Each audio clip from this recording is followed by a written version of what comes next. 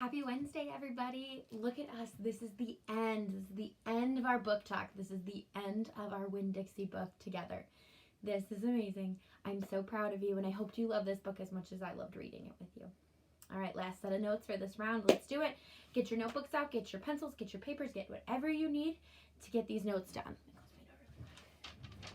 Okay, so here is our notes for today. All right. This is our Because of Winn-Dixie, day 17. I made a guess on that one because it feels like it's been forever, but I can't quite remember this time. And the date is May 11th, 2020. We're doing chapters 23 through 26, and we're finishing off the book. This is super, super exciting. Our notes for today are on figurative language. So figurative language are different types of ways to make comparisons and that the characters interact in the book. And we're going to talk about similes and metaphors. So we've kind of talked about these before at the beginning of the year. Similes are compares using like or as. Here's an example. Joe was as busy as a bee. So using like or as to make comparisons between two things. And metaphor is compares without like or as. Ivy's heart is made of gold. So it gives a direct comparison. Ivy's heart is made of gold. Or you can say, he is strong, that was hard. Okay, so another metaphor is, his teeth are like, oh my gosh, see how hard it is? Similes are so much easier because we make so many comparisons with like or as. You could say Spider-Man is a spider. Or hawks are, this is so hard. Hawks are loud. I mean, that's not a comparison. No, because you'd need like or as. Hawks are as loud as eagles or something like that. But, so metaphors are a lot harder. Similes are more common and probably more what you'll see.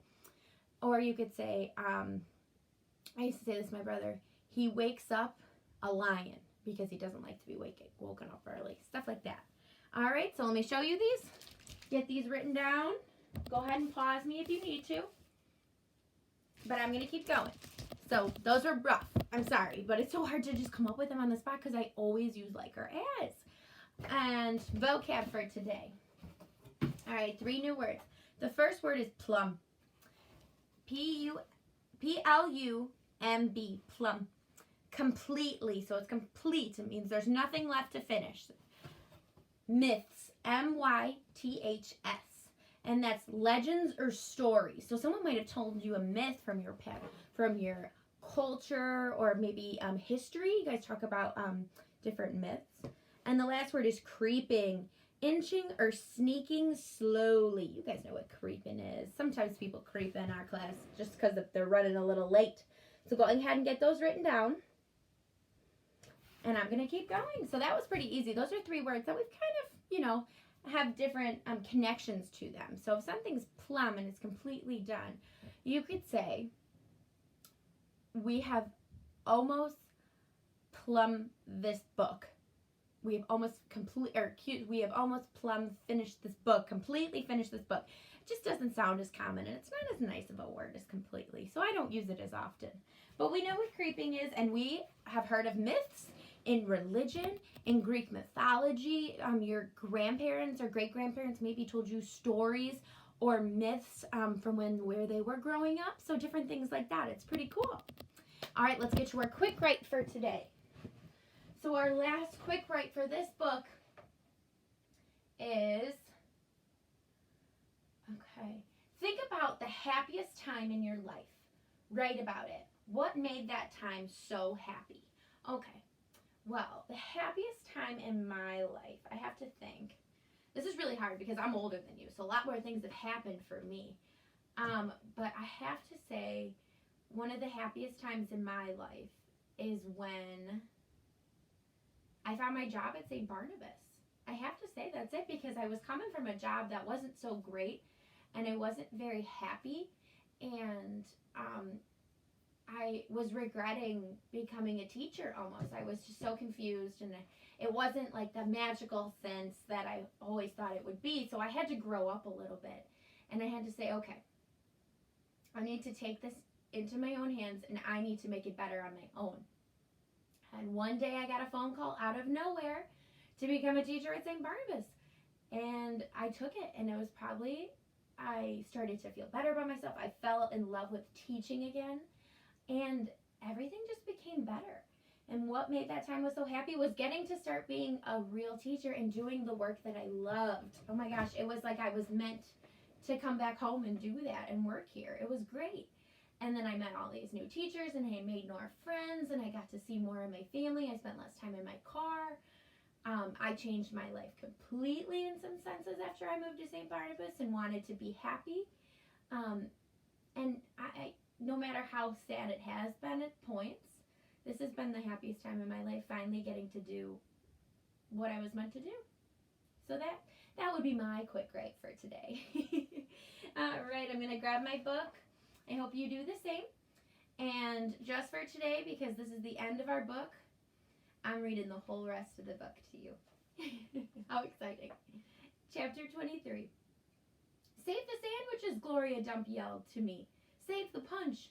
I got my dog picture, screamed Sweetie Pie. She went running around, tearing them off the trees and the chairs. Don't worry, she kept shouting. I got 'em.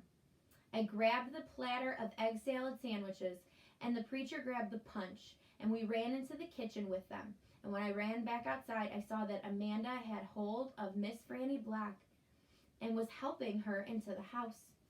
Miss Franny was so teetery in her high heels that the rain would have knocked her right over if Amanda hadn't held on to her. I grabbed Gloria Dump's arm. I'm all right, she said, but she put her hand on my arm and held on to me tight.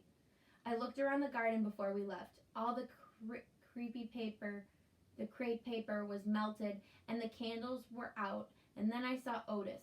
He was standing there by his jar of pickles looking down at his feet. Otis, I hollered at him over the rain. Come on, we're going inside. When we got in the kitchen, Amanda and Miss Franny were laughing and shaking themselves like dogs. What a downpour, said Miss Franny. Wasn't that something? That came right out of nowhere, said the preacher. Woo-wee, said Gloria. Dog, squawked Gertrude. I looked at her. She was sitting on the kitchen table. The thunder was really booming and cracking. Oh no, I said. I looked around the kitchen. Don't worry, said Sweetie Pie. I saved them dog pictures. I got 'em right here. She waved around her wad of magazine pages. Where's Winn-Dixie? I shouted. I forgot about him. I was just thinking about the party, and I forgot about Winn-Dixie. I forgot about protecting him from the thunder. Now, Opal, the preacher said. He's probably right out in the yard, hiding underneath a chair. Come on, you and I will go look. Hold on, said Gloria Dump. Let me get you a flashlight and some umbrellas. But I didn't want to wait. I went running out into the yard. I looked under all the chairs and around all the bushes and trees. I called his name real loud. I felt like crying. It was my fault. I was supposed to hold on to him, and I forgot. Opal, I heard the preacher call. I looked up. He was standing on the porch with Gloria, and Dunlap and Stevie Dewberry were standing there too. Your guests are here, the preacher said. I don't care, I hollered. Come on up here, Gloria Dump said, her voice all hard and serious. She shone her flashlight out at me. I walked up onto the porch and she handed me the flashlight. Tell these boys, hey, she said. Tell them you are glad they came and that you will be right back as soon as you find your dog. Hey, I said, thank you for coming. I just got to find Winn-Dixie and then I'll be right back. Stevie stared at me with his mouth wide open. You want me to help? Dunlap asked. I shook my head. I tried not to cry. Come here, child, Gloria Dump said. She reached for me and pulled me close to her and whispered in my ear. There ain't no way you can hold on to something that wants to go. You understand? You can only love what you got while you got it. She squeezed me hard. Good luck now, she called, as me and the preacher stepped off the porch and out into the rain. Good luck, Miss Franny called from the kitchen. That dog ain't lost, I heard Sweetie Pie holler to somebody inside. That dog's too smart to get lost. I turned around and looked back, and the last thing I saw was the porch light shining on Dunlap Dewberry's bald head. It made me sad, him standing on Gloria's porch, his bald head glowing. Dunlap saw me looking, and he raised up his hand and waved to me. I didn't wave back. Chapter 24. Me and the preacher started walking and calling Winn-Dixie's name. I was glad it was raining so hard because it made it easy to cry. I cried and I cried and cried, and the whole time I was calling for Winn-Dixie. Winn-Dixie, I screamed. Winn-Dixie, the preacher shouted. and then he whistled loud and long, but Winn-Dixie didn't show up. He walked all through downtown. We walked all through downtown. We walked past the Dewberry's house and the Herman W. Block Memorial Library and Sweetie Pie's yellow house and Gertrude's Pest. We walked out to the Friendly Corners trailer park and looked underneath our trailer. We walked all the way out to the Open Arms Baptist Church of Naomi. We walked past the railroad tracks and right on down Highway 50. Cars were rushing past us and their taillights glowed red, like mean eyes staring at us. Daddy, I said, Daddy, what if he got run over? Opal, the preacher said, we can't worry about what might have happened. All we can do is keep looking.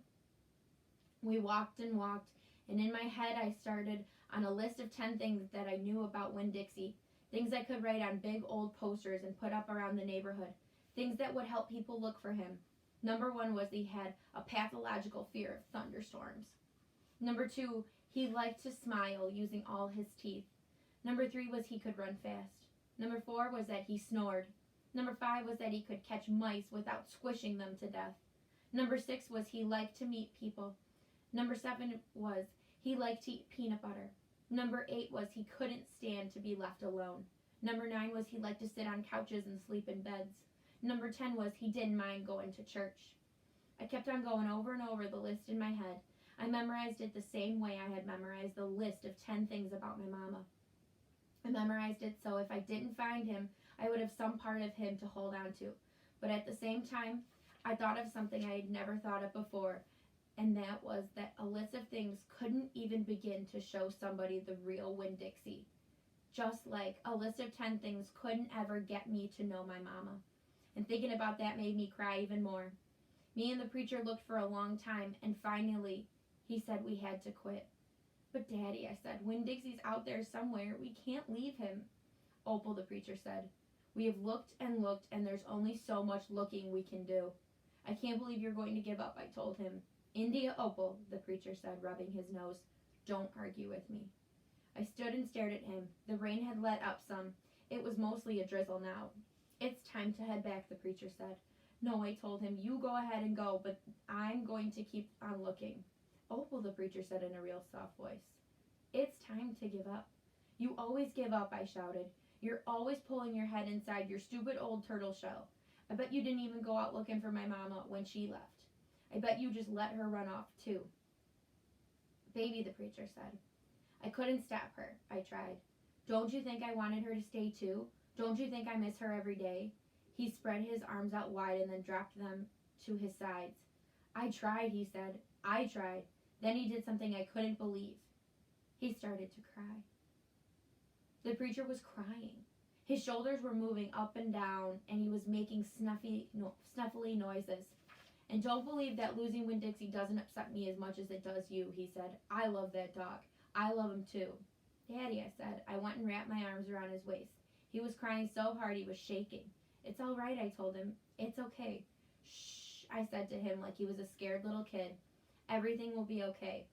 We stood there hugging and rocking back and forth, and after a while the preacher stopped shaking and I still held on to him, and finally got the nerve to ask the question I wanted to ask. Do you think she's ever going to come back? I whispered. No, the preacher said. No, I do not. I've hoped and prayed and dreamed about it for years, but I don't think she'll ever come back. Gloria says that you can't hold on to anything, that you can only love what you've got while you've got it. She's right, the preacher said. Gloria Dump is right. I love that part, that you can only love what you've got while you've got it. I'm not ready to let Winn-Dixie go, I said. I had forgotten about him for a minute, what with thinking about my mama. We'll keep looking, said the preacher. The two of us will keep looking for him. But do you know what? I just realized something, India Opal. When I told you your mama took everything with her, I forgot one thing, one very important thing that she left behind. What? I asked. You, he said. Thank God your mama left me you. And he hugged me tighter. I'm glad I've got you too, I told him. And I meant it. I took hold of his hand and we started walking back into town, calling and whistling for Winn-Dixie the whole way. Woo! I just got the chills. That was a good chapter. Maybe their relationship's going to start to get better from here. Chapter 25. We heard the music before we even got to Gloria Dump's house. We heard it almost a block away. It was a guitar playing and singing and clapping. I wonder what's going on, my father said. We walked up Gloria's sidewalk and around the back, through her yard and into her kitchen, and what we saw was Otis playing his guitar, and Miss Franny and Gloria sitting there smiling and singing, and Gloria holding Sweetie Pie in her lap. Amanda and Dunlap and Stevie were sitting on the kitchen floor clapping along and having the best possible time. Even Amanda was smiling. I couldn't believe they were so happy when Dixie was missing. We didn't find him, I shouted at them. The music stopped and Gloria Jump looked at me and said, "Child, we know you didn't find him. You didn't find him because he was right here all along." She took her cane and poked at something under her chair. "Come on out of there," she said. There was a shuffle and a sigh. "He's asleep," she said. "He's plump wore out. He's completely worn out." She poked around with her cane again, and when Dixie stood up from underneath her chair and yawned, "Winn-Dixie," I hollered. "Dog," Gertrude squawked. Winn-Dixie wagged his tail and showed me all his teeth and sneezed. I went pushing past everybody. I dropped to the floor and wrapped my arms around him. "Where have you been?" I asked him. He yawned again. "How did you find him?" I asked. "Now there's a story," said Miss Franny. "Gloria, why didn't you tell it?" "Well," said Gloria Dump, "we was all just sitting around waiting on you two after I convinced these Dewberry boys that I ain't no scary witch, all full of spells and potions." "She ain't no witch," Stevie said. He shook his bald head. He looked kind of disappointed. "Nah," said Dunlap. "She ain't. If she was, she would have turned us into toads by now." He grinned. "I could have told you that she wasn't a witch. Witches don't exist," said Amanda. "They are just myths." Stories. "All right now," said Gloria. "What happened was we got through all of them witchy things, and then Franny said, 'Why don't we have a little music while we wait for you two to get back?' And so Otis played his guitar, and whoo-wee, there ain't a song he don't know. And if you don't know it, he can pick it up real quick. If you hum it to him, he is a gift." Gloria stopped and smiled over at Otis, and he smiled back. He looked all lit up from the inside. "Tell what happened," Sweetie Pie said. "Tell about the dog." "So," said Gloria, "Franny and me, we started thinking about all these songs we knew from when we was girls. We got Otis to play them, and we started singing them, teaching the words to all these children. And then somebody sneezed," Sweetie Pie shouted. "That's right," said Gloria. "Somebody sneezed, and it wasn't none of us, so we looked around wondering who did, thinking that maybe we got us a burglar in the house. We looked around, and we didn't see nothing, so we started to sing again. And sure enough, there was another big achoo!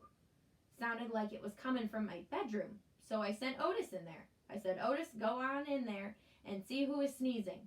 So Otis went. And do you know what he found?" I shook my head. "Winn-Dixie," shouted Sweetie Pie. "That dog of yours was all hid underneath my bed, squeezed under there like the world was about to end. But he was smiling like a fool every time he heard Otis play the guitar, smiling so hard he sneezed." My daddy laughed. "It is true," Miss Franny said. "It's the truth," said Stevie. Dunlap nodded and smiled right at me. "So," Gloria Dump said, "Otis played his guitar right to that dog a little bit at a time when Dixie came creeping out from underneath the bed. He was covered in dust," said Amanda. "He looked like a ghost," said Dunlap. "Yeah," said Sweetie Pie, "just like a ghost." "Mm-hmm," said Gloria. Look just like a ghost. Anyway, the storm stopped after a while, and your dog settled in under my chair and fell asleep. And that's where he's been ever since, just waiting on you to come back and find him." "Winn-Dixie," I said. I hugged him so tight he wheezed. "We were out there whistling and calling for you, and you were right here all along." "Thank you," I said to everybody. "Well," said Gloria Dump, "we didn't do nothing. We just sat here and waited and sang some songs. We all got to be good friends now. The punch ain't nothing but water, and the egg salad sandwiches got tore up by the rain. You got to eat them with a spoon if you want egg salad. But we got pickles to eat, and litmus lozenges, and we're still got a party going." My daddy pulled out a kitchen chair and sat down. "Otis," he said, "do you know any hymns?" "I know some," said Otis. "You hum it," said Miss Franny, nodding her head, "and he can play it." So my daddy started humming something, and Otis started picking it out on his guitar.